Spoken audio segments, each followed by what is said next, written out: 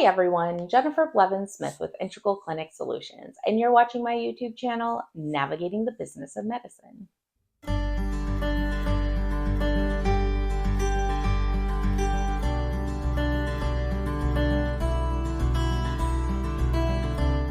Today we're going to talk about prescription programs for patients.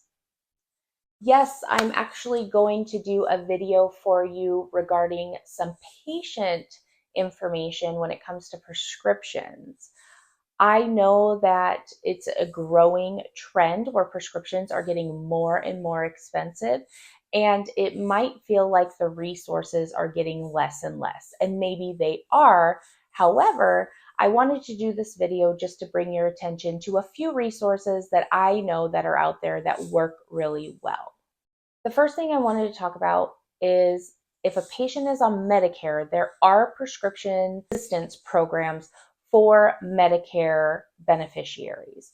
It's online, you can Google it, and depending on the medication, the financial situation of the patient, they might be able to even get their prescriptions for free.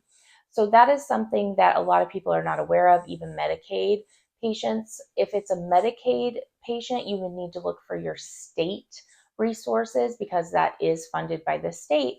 But Medicare is federal, and it might be through the state's Medicare program that they get the savings. However, it's a federal Medicare prescription savings program that I'm aware of where you can research and help the patient find some resources. I know a lot of people believe that Medicare patients don't have a ton of options because they aren't able to use some of the drug saving cards that come with specific medications, or certain drug companies say that they can't do Medicare beneficiaries assistance. However, there are other programs out there, so make sure that you look into that. Your local pharmacy should be able to help you as well. So if you're not sure and you like working with a specific local pharmacy, I would call and speak with a pharmacist or even a tech to see if they're aware of anything that might be able to help a patient that you have struggling to pay for a medication that they need. The other option, like I said, is pharmaceutical companies do have drug savings programs for specific medications. I remember back in the day, we used to have a huge closet full of samples, and it was awesome because if the doctor was thinking about switching a patient to a new medication where we had samples, they would give them 2 weeks to a month's worth of samples, depending on how much we had, to see if it worked for them before we went through all of the prior authorizations and failed and tried and I tell you. But to my knowledge, I haven't been in the clinic for a while, is that samples are getting less and less, but they have savings cards. So yes, they have savings cards that give a discount on medications for usually non-Medicare patients. However, they also have savings programs. They're two different things. So you might have a discount card that's used once or so many times for prescribing a medication that takes a certain amount of money off of the copay for the patient, or maybe even so many free options. But they also, if you go to their website, you can find a savings program specifically for that drug. Now, a lot of the programs, the patients have to prove their income to qualify, and they either can get free medication or they can get highly discounted medication. And it's good for like a year. And then after a year, you have to redo it. Sometimes it's 6 months, depending on the medication. We had a lot of patients that did qualify for this. And at the time, Medicare patients were able to do that as well. I don't know if that's the case now. You would have to find out. But when Lipitor came out, that was a really big one. It was really expensive. The generic wasn't out yet, of course, and it was only brand name, which made it very expensive or excluded from patients' plans. And I had one patient who for years would get Lipitor from the savings program, and she would just bring in her proof of income. We'd sit down and fill out her application. We would send it in, and then the medication would be shipped to our office, and then we would just call her when it came in, and she would come pick it up. Again, the programs have probably changed, the dynamics, the requirements, how it all works.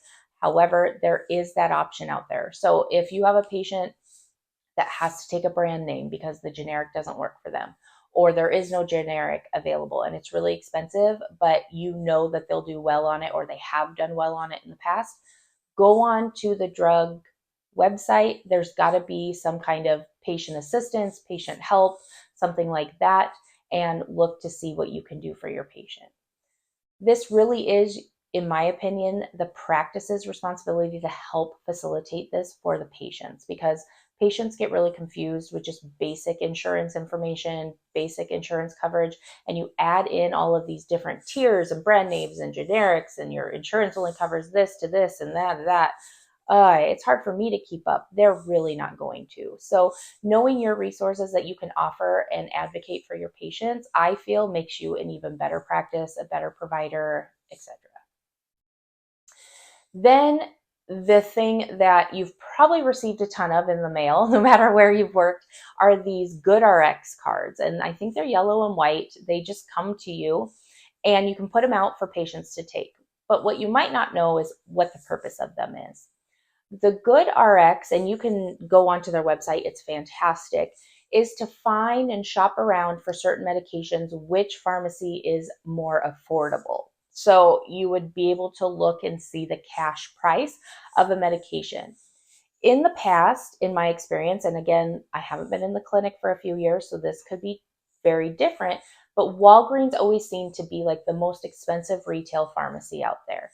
So if you went to GoodRx and you were looking up a medication and a patient always went to Walgreens, but they were complaining about the cost, I would go put in their zip code and I would see Fred Meyer, which is a Kroger in Oregon, a Safeway, which is a Safeway Albertsons, Costco, Walmart, Walgreens, Rite Aid, and it would tell you how much it was for cash. Because sometimes people might be able to get it for cash price cheaper than the actual discount that they would get from using their insurance. And I know that seems bizarre, and patients have a really hard time wrapping their head around that because what's the point of insurance, right?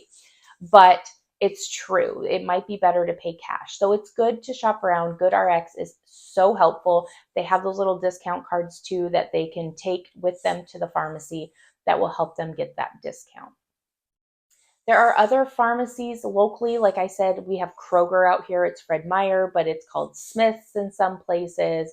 They have a bunch of different entities under the Kroger brand, and they have a prescription savings program that you enroll in annually, and you pay a membership fee, and certain medications you get at a discounted price, especially if you buy like a 90-day supply.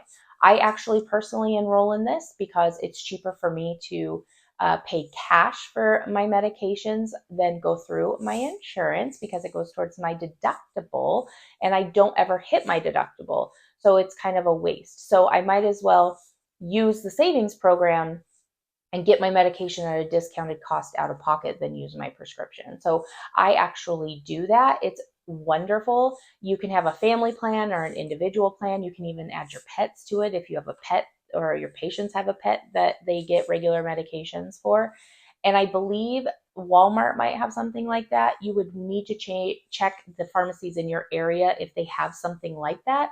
But for Kroger, I know you can go online, you can look at the medications, the dose, and the amount that you get to see if it's worth paying cash for it through their savings program or through your insurance. And they're really good at the pharmacy too, like putting it in to see what is the best option for you. So that is something that maybe you're not aware of or you forget to offer to patients or let patients know about. But I definitely think you need to put that in your arsenal of resources given the cost of medications now, and they could be going up in the future. So some things to be thinking about, some things to be able to establish with your staff to help them know what resources are out there to help patients get the most bang for their buck. There will be more compliant with taking their medications if it's more affordable. They are going to love the customer service and appreciate it, and you will gain their trust as well. So knowing these things, using these things for patients, I wanted to bring to your attention so that you can give the best patient care possible. And isn't that always what our goal is? If you have any questions or comments about this, please leave that in the comments below. Smash the thumbs up button if today's video was helpful. and subscribe to my channel if you haven't already.